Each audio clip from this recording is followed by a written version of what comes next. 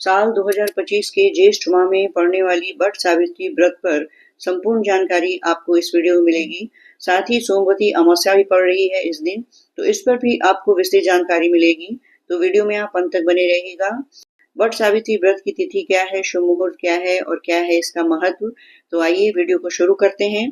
ज्येष्ठ महीने की अमावस्या तिथि के दिन सुहागिन महिलाएं वट सावित्री व्रत भी करती हैं। सनातन धर्म में इस पर्व का बहुत ही महत्व भी है।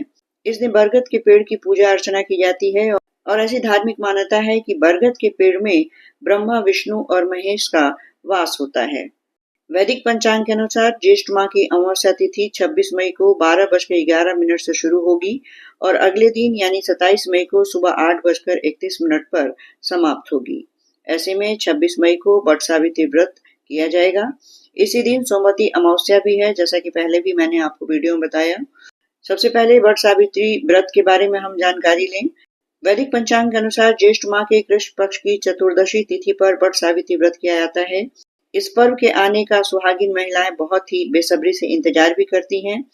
इस दिन सुहागिन महिलाएं पति की लंबी आयु के लिए बरगद के पेड़ की पूजा अर्चना करती हैं, साथ ही व्रत रखती हैं।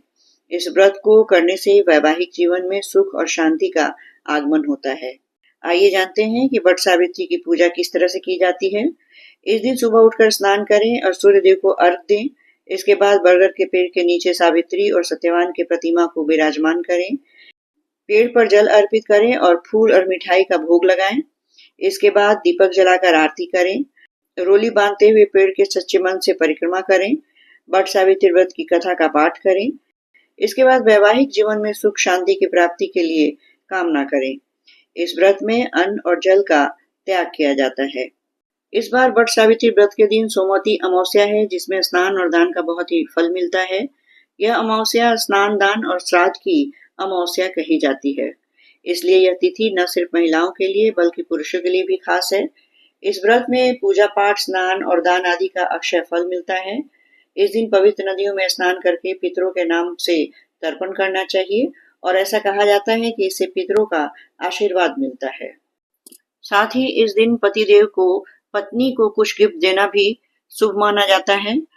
इस दिन खासकर अगर आप अपनी पत्नी को मंगलसूत्र देते हैं तो सुहागिन महिलाएं इससे बहुत ही खुश होती हैं। ऐसे में जब आपकी पत्नी दिन भर का उपवास रखा हो तो उन्हें इस तोहफे को लेने में ज्यादा खुशी महसूस होती है। पूजा का किट भी आप दे सकते हैं। वट सावित्री के दिन पूजा में इस्तेमाल होने वाला पूजा किट भी काफी ज्यादा पसंद किया जा सकता है।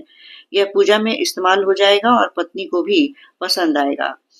पूजा के समय लोग नए कपड़े पहनकर नई दुल्हन की तरह तैयार होती हैं। ऐसे में नई चूड़ियों का सेट गिफ्ट करके आप अपनी पत्नी के मन को मोह सकते हैं। इसे पाकर भी वो काफी खुश होती हैं। नई दुल्हन की तरह सजने के लिए महिलाओं के पास नई साड़ी होना बहुत जरूरी है। ऐसे में आप नई साड़ियां गिफ्ट भी दे सकते हैं। इसमें अगर आप नीले या हरे रंग की साड़ी को तोहफे के रूप में देते हैं तो यह काफी सही है।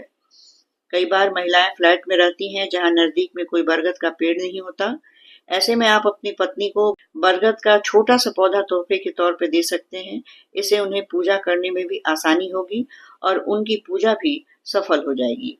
ये थी संपूर्ण जानकारी साल 2025 के ज्येष्ठ माह में पड़ने वाली वट सावित्री व्रत और सोमवती अमावस्या पर विशेष जानकारी।